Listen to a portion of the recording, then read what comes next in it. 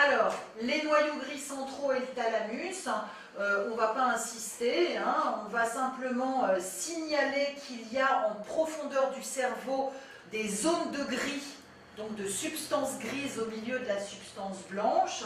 Et bien ces zones de gris, tout simplement, ce sont des zones d'élaboration d'informations neurologiques avec des corps cellulaires qui sont groupés en grappes au centre du cerveau. Hein. Je l'ai montré sur un schéma précédent et je vais le remontrer là sur la photo d'après.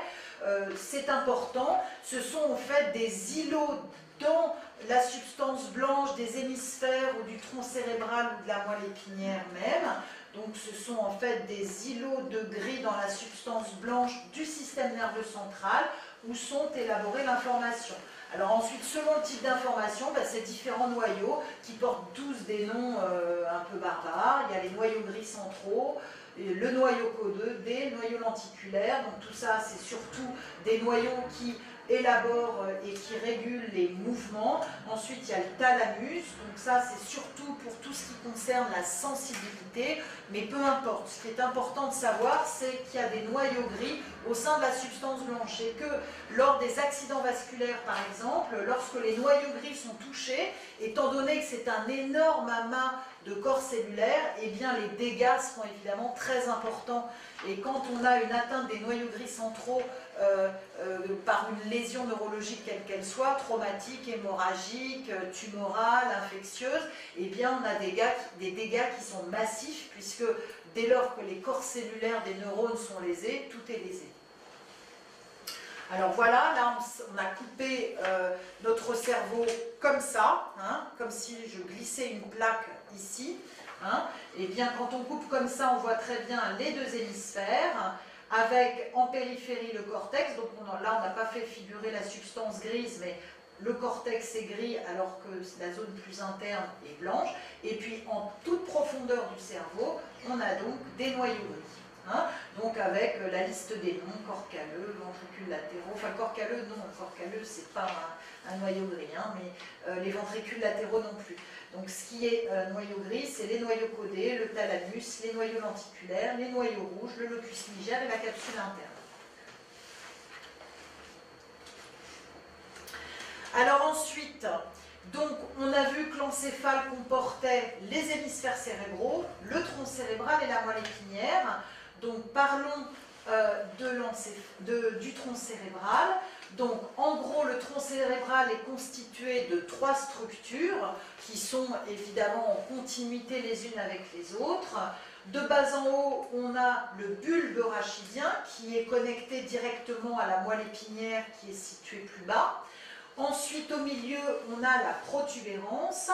Et en haut, on a les pédoncules cérébraux qui sont connectés non pas aux hémisphères cérébraux, mais aux hémisphères cérébelleux. Hein. Je me suis trompée sur cette diapositive. Les pédoncules cérébraux sont connectés avec le cervelet par derrière. Hein. Donc voilà, tout ça, c'est le tronc cérébral qui est lui-même la structure, comme je l'ai montré dans une diapo précédente, intermédiaire entre la moelle épinière en bas, les hémisphères cérébraux en haut, et le cervelet en arrière. Alors ce tronc cérébral, on ne va pas détailler, mais c'est donc une zone de passage. Hein, une zone de passage, c'est-à-dire que toute l'information qui est élaborée dans les hémisphères cérébraux, eh bien, elle doit être dispatchée donc dans l'ensemble de l'organisme, hein, jusqu'aux organes d'une part, aux muscles d'autre part, aux organes sensoriels d'une autre façon, jusqu'aux terminaisons sensitives par ailleurs. Et donc, pour que tout ça soit véhiculé jusque là où ça doit être véhiculé, eh bien, il faut qu'il y ait des espèces d'autoroutes, hein, donc des axones, des fibres nerveuses constituées d'axones, qui transmettent le message nerveux depuis son élaboration là-haut dans l'hémisphère, jusqu'au bout, les muscles, les organes, etc. Eh bien, on appelle donc ces grandes autoroutes axonales, on va dire, des voies de passage. Il y a des voies ascendantes. Les voies ascendantes, elles montent, c'est-à-dire qu'elles reçoivent, il y a des petits organes sensoriels qui reçoivent l'information et qui montent jusqu'au cerveau, grâce aux voies ascendantes. Et puis, il y a l'élaboration d'un message nerveux qui peut descendre, par exemple, jusqu'au muscle. Par exemple, j'élabore que j'ai envie d'aller ouvrir la porte. Donc, mon cerveau me dit que je dois aller ouvrir la porte. Immédiatement, un message nerveux est transmis jusqu'à ma main qui va aller mettre en jeu les muscles nécessaires pour que je mette ma main sur la poignée et que j'ouvre la porte. Et bien là, je vais mettre en jeu mes voies descendantes, motrices. Hein. Donc les voies ascendantes sont plutôt sensitives et sensorielles. Les voies descendantes, elles sont motrices. Hein. Voilà. Alors voilà, on a donc des voies de passage dans le tronc cérébral, donc il faut que tout ça passe, donc les voies ascendantes et les voies descendantes. Dans le tronc cérébral, on a aussi des nerfs crâniens, tout ce qui est sensibilité, sensorialité et motricité de la face et de ce qui permet la phonation, la déglutition, en fait, fonctionne grâce à des nerfs particuliers qu'on appelle les nerfs crâniens.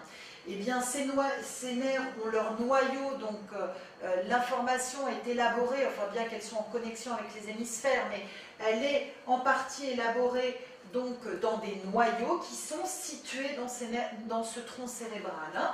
Donc dans le tronc cérébral, je résume, il y a donc les voies de passage ascendantes, les voies de passage descendantes, il y a aussi les noyaux des nerfs crâniens, et puis dernière chose, il y a des centres relais, c'est-à-dire qu'un neurone ne va pas de l'hémisphère jusqu'au muscle, hein, c'est trop long.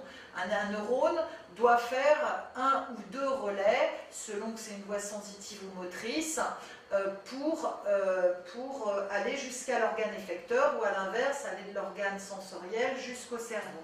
Donc il y a des centres relais, où il y a évidemment des synapses, hein, dont on a parlé tout à l'heure. Et bien ces centres relais sont situés pour certains d'entre eux dans le tronc cérébral. Il y a notamment le locus niger qui contrôle la voie extrapyramidale, et celle dont j'ai parlé tout à l'heure en histologie, qui contient des neurones dopaminergiques, lesquels sont lésés dans la maladie de Parkinson. Hein. Et puis les tubercules quadrijumeaux, enfin peu importe les termes, ce qui est important de savoir, c'est qu'il y a des centres relais. Donc, dans le tronc cérébral, c'est une structure extrêmement dense, hein, qui contient des voies de passage, des centres relais et les noyaux des nerfs crâniens. Voilà, donc là on a coupé le tronc cérébral de cette façon-là, transversalement, et donc on a coupé les pédoncules ici, ce sont les grosses fibres qui vont vers l'arrière se connecter avec le cervelet, et on a fait figurer donc les noyaux des nerfs crâniens. Alors sur le support de cours, on manque de temps là pour décrire les choses très précisément, mais tout est indiqué clairement sur le support de cours. On a donc le nom des 12 paires de nerfs crâniens, 12 paires de nerfs crâniennes, ainsi que leurs fonctions. Hein. Donc je ne vais pas les répéter là, il faut se référer au support de cours et à l'encadré du support de cours qui est, je pense, assez clair là-dessus. Hein. Donc je ne vais pas insister parce que tout ça est repris dans le support de cours, hein, mais comme je vous l'ai expliqué tout à l'heure, les voies ascendantes, j'ai essayé de l'expliquer un peu intuitivement, hein. Donc les voies ascendantes, c'est les voies qui montent, donc qui récupèrent l'influx périphérique, sensoriel ou sensitif, pour l'amener au cerveau. Donc c'est la sensibilité. Les voies ascendantes gouvernent les différents types de sensibilité. On a plusieurs types de sensibilité. Les sensibilités à la chaleur, la sensibilité grossière, la sensibilité très fine. On a aussi la sensibilité proprioceptive, c'est-à-dire qu'on a des petits organes qui sont sensoriels et contenus dans nos tendons qui nous permettent de savoir en fonction de l'état de tension du tendon comment sont positionner nos articulations alors même qu'on ne regarde pas. Donc ces petits organes nous aident à connaître en fait notre position dans l'espace, hein, donc c'est ce qu'on appelle la sensibilité proprioceptive. Bon, et bien tout ça c'est véhiculé par les voies ascendantes, alors que les voies descendantes, ce sont des voies motrices, pyramidales, Pourquoi cette voie s'appelle pyramidale? Parce que les neurones de cette voie ont une forme pyramidale, leur corps cellulaire a une forme pyramidale. Hein.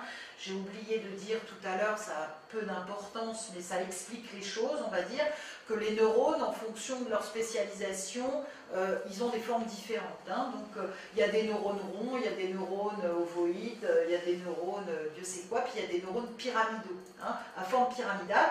Eh bien, ce sont les neurones qui constituent la voie pyramidale, qui est la principale voie motrice, hein, qui nous permet de fonctionner au plan moteur. Et puis, on a des voies de contrôle du mouvement, qu'on appelle les voies extrapyramidales. Ce sont ces fameuses voies qui sont lésées dans la maladie de Parkinson.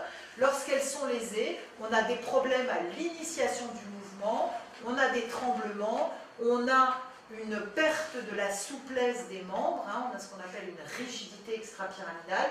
Donc ce sont des voies de contrôle de la motricité. Hein. Donc ascendante, sensorielle et sensitive, descendante, motrice et contrôle de la motricité.